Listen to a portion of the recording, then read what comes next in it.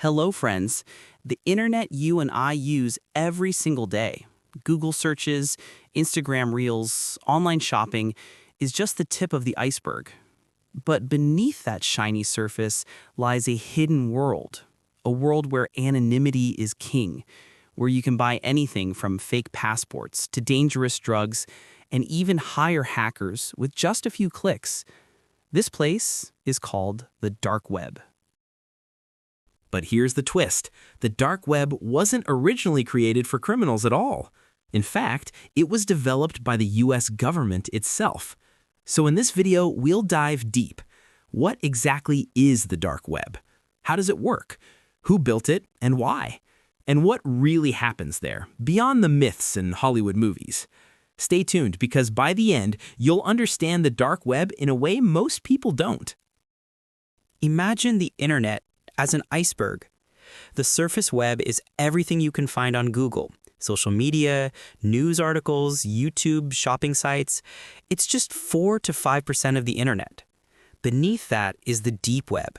These are private databases, government records, medical files, subscription-based content, stuff that isn't indexed by Google.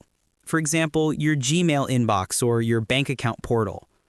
And at the very bottom lies the dark web, a tiny part of the deep web that requires special tools to access.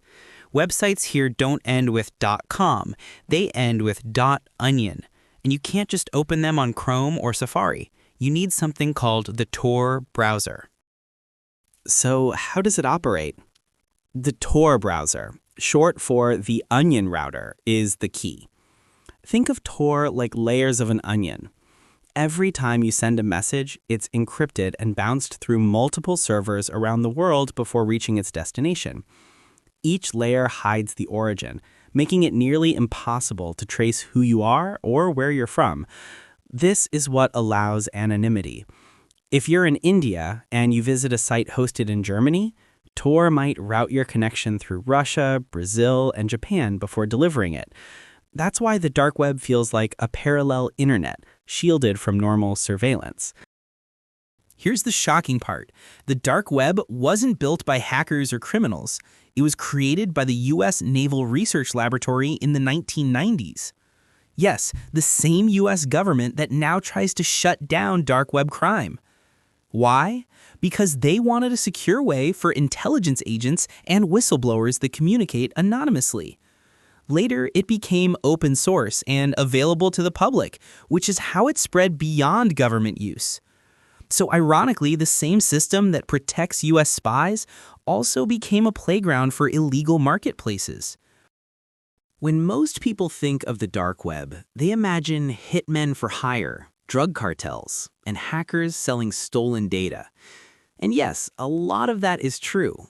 For example, one of the most infamous sites was the Silk Road, launched in 2011 by a man named Ross Ulbricht. It was basically the Amazon of drugs. Customers could buy cocaine, heroin, even fake IDs, all using Bitcoin. Within 2 years, Silk Road was making over $1 billion in sales. But that's not the whole story. The dark web also has legitimate uses. Journalists use it to communicate with whistleblowers safely. Activists in authoritarian countries use it to bypass censorship. Even Facebook has a dark web version to protect privacy in restricted nations. So it's not all crime. It's more like a wild frontier. Good, bad, and everything in between. Let's clear up some myths. Myth 1. The dark web is huge. Reality, it's much smaller than people think. The surface web is bigger. Myth 2. Everything on the dark web is illegal. Not true. There are forums, libraries, and communities discussing normal topics. Myth 3. If you visit the dark web once, police will knock on your door. Reality, simply visiting isn't illegal. What you do there, like buying drugs or stolen data, is what gets you in trouble. But don't get me wrong, the dark web is not safe. Hackers set traps to steal your data. Scammers run fake websites. Some sites contain disturbing and dangerous content. And law enforcement agencies are always watching. In fact, when the FBI shut down Silk Road, they managed to track Ross Ulbricht despite Tor's anonymity, proving it's not bulletproof. So if you go in without knowing what you're doing, you could end up with viruses, scams, or worse. Governments around the world are constantly battling dark web crime. The FBI and Europol have conducted major operations, shutting down marketplaces and arresting thousands. They often infiltrate networks, plant undercover agents, or exploit technical flaws in Tor. The lesson here is, anonymity is never 100% guaranteed. This raises a bigger question. Should the dark web even exist? On one hand, it protects criminals.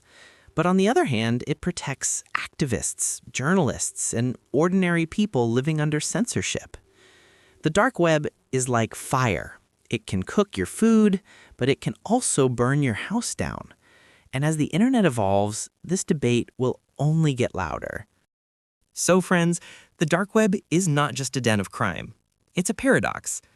Born from government research, used by criminals and activists alike, feared by some and necessary for others. The next time you hear about it, remember, it's not just about drugs or hackers. It's about the future of privacy, freedom, and control on the internet. What do you think? Should the dark web be shut down, or is it a necessary evil in today's digital age? Let me know in the comments. And if you found this video interesting, make sure to like, share, and subscribe for more deep dives into the world's hidden stories. Thanks for watching.